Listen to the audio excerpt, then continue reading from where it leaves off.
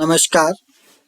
मैं महेश चंद्र आज लेकर आया हूँ नारायण पंडित विरचित हितोपदेश नंबर 26। इससे पहले एतत् श्रुत्वा सर्वे कपोता तत्र उपविष्टा, यह सुनकर के सभी कबूतर वहां चले जाते हैं, वहां बैठ जाते हैं। कहाँ पर? जहां पर चावलों के दाने बिखेरे हुए थे। तो श्लोक इस प्रकार से है। क्यों? यतो मने क्योंकि सुमहान्ति अपि शास्त्राणि धारयन्तो बहुश्रुता छेत्तारः संशयानां च क्लिश्यन्ते लोभमोहिता। जो सुमहान मने अच्छे और महान, अच्छे और बड़े बड़े शास्त्रों को धारण करने वाला, अच्छे और बड़े बड़े शास्त्रों को सुनने वाला, अच्छे और बड़े बड़े शास्त्रों को धारण करने वाला और सुनने वाला, संशयाना मने संशयों को, संदेहों को, छेत्तारा मने दूर करने वाला भी लोभ मोहिता मने लोभ के वशीभूत होकर, लालच के वशीभूत होकर क्लिश्यन्ते मने दुख भोगते हैं।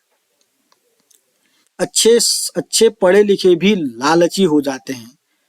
अच्छे अच्छे शास्त्रों को, महान शास्त्रों को, अच्छे शास्त्रों को धारण करने वाले, सुनने वाले, संशयों को हमेशा दूर करने वाले, जो हमेशा संशयों से दूर रहते हैं, ऐसे लोग भी लालच में आकर के कभी कभी दुख भोगते हैं। लालच में आकर के दुख भोगते हैं। क्लिश्यन्ते सुमहान्त्यपि शास्त्राणि धारयन्तो बहुश्रुता छेत्तारः संशयानां च क्लिश्यन्ते लोभमोहिता। क्या कह रहे हैं अगला? अन्यच्च और भी लोभात् क्रोध प्रभवति लोभात् कामः प्रजायते लोभात् मोहश्च नाशः च लोभ पापस्य कारणम्।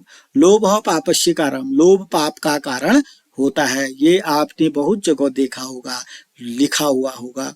लोभ पाप का कारण होता है। उसके पहले क्या लिखा है? लोभात क्रोध प्रभवति। लोभात मैंने लोभ से, क्रोध प्रभवति मैंने क्रोध उत्पन्न होता है। जो लालची होते हैं ना, उनको ज्यादा गुस्सा आता है।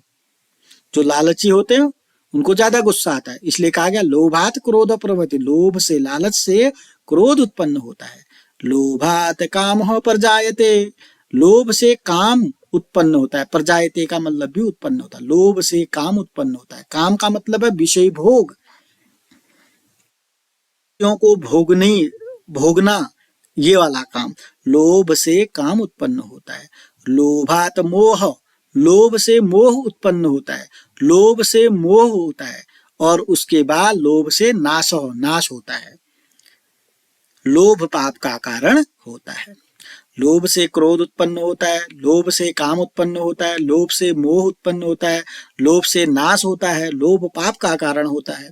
लोभात् क्रोधः प्रभवति लोभात् कामः प्रजायते लोभान् मोहश्च नाशश्च लोभ पापस्य कारणम्।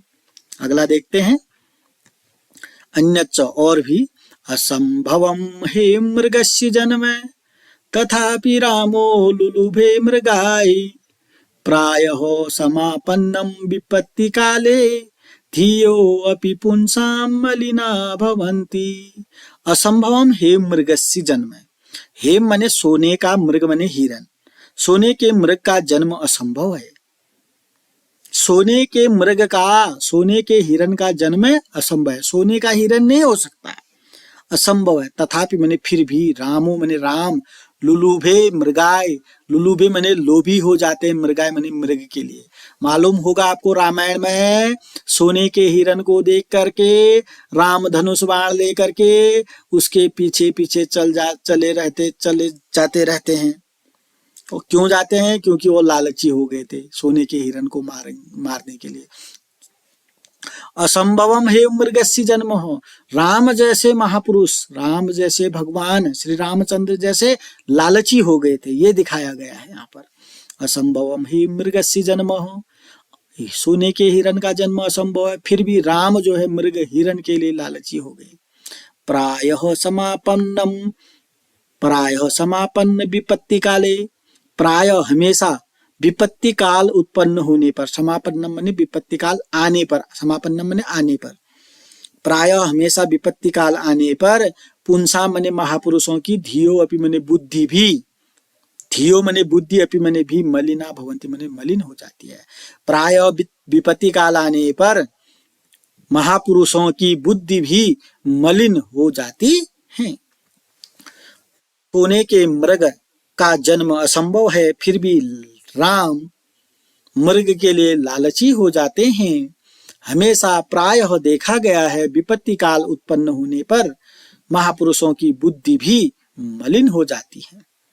असंभवम हे मृगस्य जन्म तथापि रामो लुलुभे मृगाय, प्रायः समापन्न विपत्ति काले, धियो अपि पुंसां मलिना भवन्ति। फिर क्या है आगे को, अनंतरम सर्वे जालेन बद्धा बभूव, अनंतरम माने उसके बाद सभी जाल में बंध गए। ततो यस्य वचनात् तत्र अवलंबिता तम सर्वे तिरस्कुर्वन्ति, ततो माने उसके बाद यस्य वचनात् में जिसके वचन से वहां पर फंस गए थे सभी, सर्वे तिरस्कुर्वन्ति सभी उसका तिरस्कार करने लगे, सभी उसको गाली गलौज करने, उलाहना देने लगे, तिरस्कार करने लगे। तिरस्कार तो करना था, तेरे खातिर हम यहाँ पर फंस गए, तेरे खातिर हम यहाँ पर, तूने कहा इसलिए फंसे, ये तो होता ही है। तो सभी उसका तिरस्कार वहां पर करने लगे। यतः माने क्योंकि न गणस्य अग्रतो गच्छेत सिद्धे कार्ये समं फलम, यदि कार्य विपत्ति स्यात् मुखरो तत्र हन्यते। न गणस्य अग्रतो गच्छेत, गणस्य माने समूह के, अग्रतो माने आगे, गच्छेत माने जाना चाहिए, न माने नहीं, किसी समूह के आगे नहीं जाना चाहिए, समूह के आगे नहीं जाना चाहिए। सिद्धे कार्य समम फलम, क्यों नहीं जाना चाहिए, कार्य सिद्ध होने पर, कार्य सिद्धे, सिद्धे कार्य, कार्य की सिद्धि होने पर, कार्य सफल होने पर फल समम माने सबको समान मिलता है, क्योंकि कार्य सिद्ध हो गया फल सभी को समान मिलेगा। यदि कार्य विपत्ति हो जाएगी, बिगड़ जाएगा, कार्य सिद्ध हो गया तो फल सभी को समान मिलेगा। यदि कार्य बिगड़ जाएगा, मुखरो तत्र हन्यते, मुखरो माने मुखिया मारा जाता है, हन्यते माने मारा जाता है, मुखरो माने मुखिया। इसलिए समझने वाली चीज है, किसी समूह के आगे नहीं जाना चाहिए, क्योंकि कार्य सिद्ध हो गया फल सभी को मिलेगा, बराबर मिलेगा। यदि कार्य बिगड़ गया तो मुखिया मारा जाएगा, जो सबसे आगे था वही मारा जाएगा। अगर कार्य सफल हो गया, जो पीछे भी है, लास्ट वाला है, उसको भी उतना ही मिलेगा। अगर कार्य बिगड़ गया तो सबसे पहले लगा था वही मारा जाएगा पहले। समझ गए होंगे। न गणस्य अग्रतो गच्छेत सिद्धे कार्ये समं फलम, यदि कार्य विपत्ति स्यात् मुखरो तत्र हन्यते। तस्य तिरस्कारम श्रुत्वा चित्रग्रीव उवाच, उसका तिरस्कार सुन करके चित्रग्रीव उवाच बने, चित्रग्रीव ने कहा न यमस्य दोष, इसका दोष इसमें नहीं है, इसमें इसका दोष नहीं है। किसने कहा?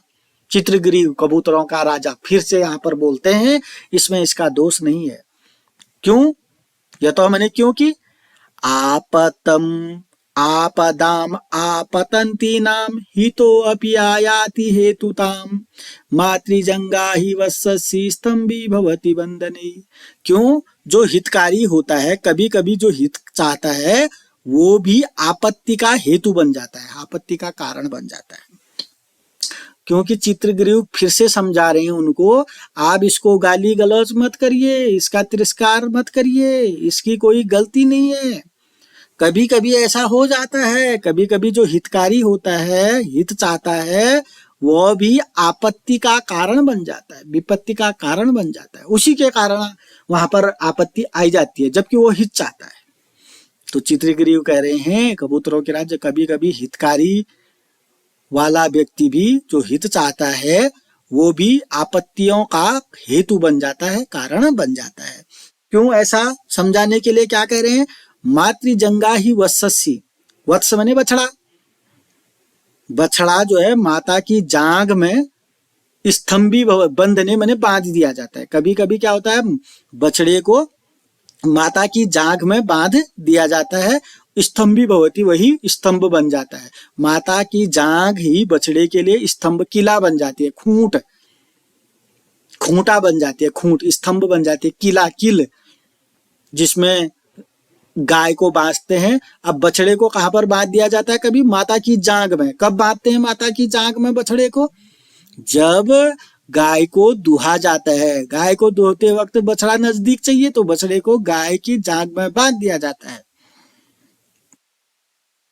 कभी कभी हितकारी जो होता है, हित चाहने वाला भी विपत्ति का कारण बन जाता है, क्योंकि गाय को दुहते वक्त, गाय का दोहन करते वक्त बछड़े को गाय की जांघ में बांध दिया जाता है और वह माता की जांघ जो है खूंटा बन जाती है।